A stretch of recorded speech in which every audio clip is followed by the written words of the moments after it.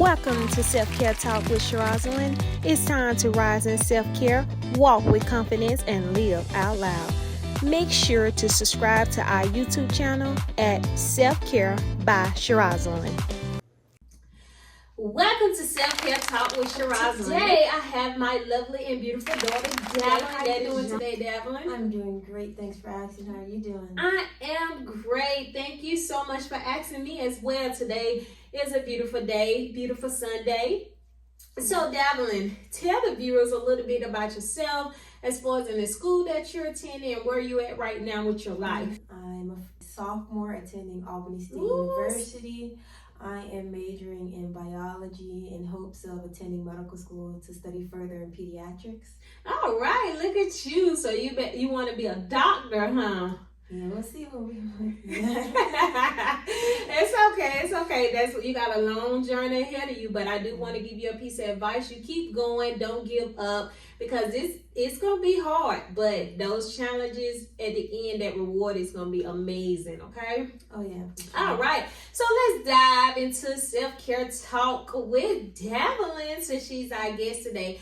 Davilyn, how do you define self-care at 19?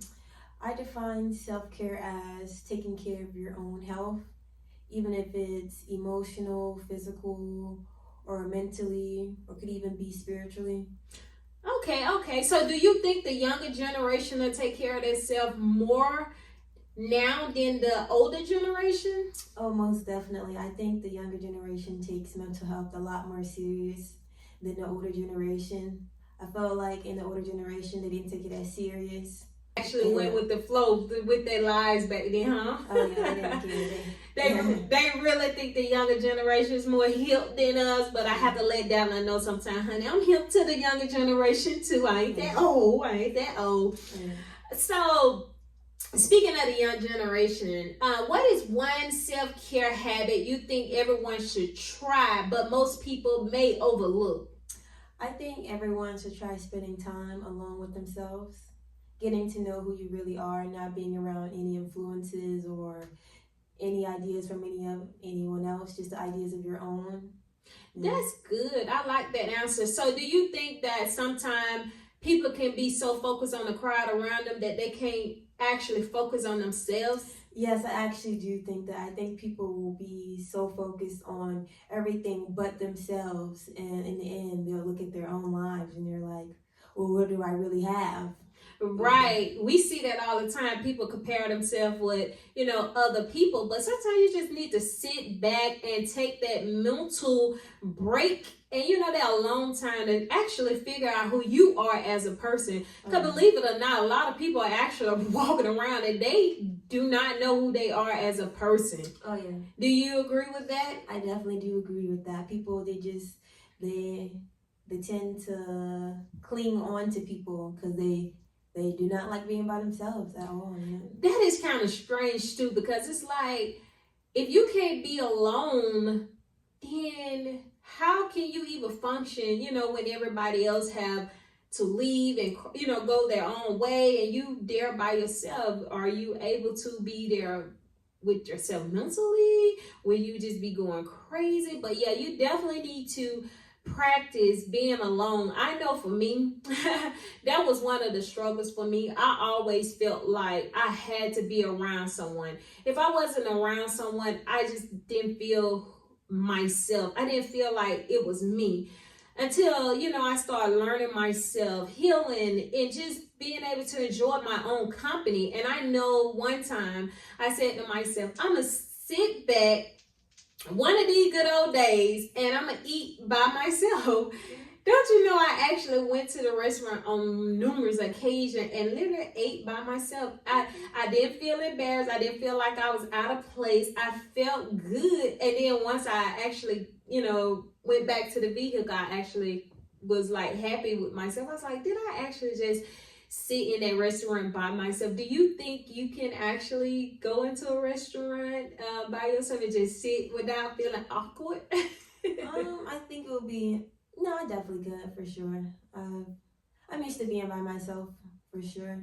Of course I have friends and stuff, but I think one thing for myself is I can definitely be by myself. I think I've just always learned, like, I've just always known how to be by myself. Like, of course, like, it was at times, like, it's like, okay, I guess I wish there was somebody here, but at the end of the day, I think a lot of that stimulated from you being the only child for so long. oh yeah, that is true too, though. Yeah, no, for sure. Davilyn was the only child for so long, and she always wanted a sibling.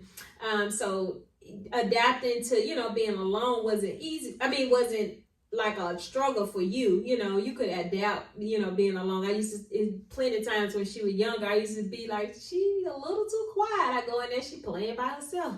Mm-hmm. So as a child, just growing up, before your brother came along many years later, do you think that being the only child kind of had its advantages and disadvantages for you, or do you feel like, oh, being the only child was because you got everything? I don't really think there were any cons. Of course, there are pros, but having a little brother, it's definitely one of the best things ever. Right, because he really adores you. Oh yeah, it was. Yes. He literally get on her nerves, but he really adores her. Like when we go to the store, he want to make sure she, get the same thing. Let's get one for Davilyn or this or that, but he definitely adores her. All right, so since we spoke on social media can be very, very overwhelming. How do you protect your mental space online? For one, I just know social media can be a very toxic place. Social media is one of those things where you're held to a higher standard. And honestly, I guess if I see something that I don't like, I just go away from it, or just do something positive. Okay. So do you think a lot of people that's on social media is not living the life that they portray? I definitely do. I think, but I don't want to say it like that, but I definitely do think that when you're putting something on social media, you're putting it on there a certain type of way to where it looks good, because a lot of people don't like to show the bad on social media. So for example, when you take a picture, you want to make sure, oh yeah, like what's in the background, or how am I looking? You want to make sure like there's no imperfections, but life is full of imperfections. So that is so true, because she hit the nail right on the head, because I'm one of those ones. Hey, I got to make sure this picture is perfect. But in the beginning, once the picture was taken, it was a lot of, cons to the picture. But, once it's posted, it's like, oh, wow, that's nice. So you don't know, the behind the scenes of it. So when it comes to like social media itself, people portraying to be who they are not, as we think, like it appears to be. Do you think that can cause them to live in this fantasy world where it's really affecting their way to actually live and love themselves properly? I think so. I think some people, or like people, can get lost in social media, and Okay, good. So as for the younger generation, what type of advice would you give the young generation when it comes to your mental health, and just elaborate all on self-care altogether? What advice would you give them when it related to social media? One piece of advice that I would give to the younger generation is to not compare yourself to other people. Everyone is cut from different cloths, and everyone is in different spots in their lives. So of course, you're not going to be on the same path as Susie on Instagram, or just anyone in general. So I think comparison is definitely a thief of joy, and just always give yourself grace. All right, thank you, Davilyn. I love that. So let's dive a little more into, the boundaries part of it. When it comes to boundaries, when you set in boundaries, that is so important, for your whole mental health, self-care as itself. How do you know when to say no? When I feel uncomfortable, or feel like if it's needed. Okay. Yeah. Have you ever felt like when you said no, it kind of bothered you for saying no sometimes? Oh yeah, for sure. I definitely have felt some guilt for saying no, but the no is needed. So right, because when you say no to people or no to a situation, it's actually self-care. And a lot of people can't take no when it comes to boundary because they always expecting you to show up for them, and they're not showing doing the same thing for you, and it could be considered burnt out. No one want to get burnt out, just by setting those boundaries can actually help. So Davilyn, what type of advice would you give the younger generation when it comes to setting those boundaries? some advice I would give to the younger generation is always do what's best for you in that situation. Boundary is definitely, good for you, even though it may not be good to other people. You always have to do what's best for you. Oh, yeah. But thank you so much. So let's get into this yes or no with Davilyn. Yes or no with Davilyn. So Davilyn, your first question is, do you think self-care is more mental than physical? Yes? Okay. Yeah. Why do you think that? Because if you're not in the right headspace, I think it's not gonna work out the way you want it to, I guess. Yeah. Okay.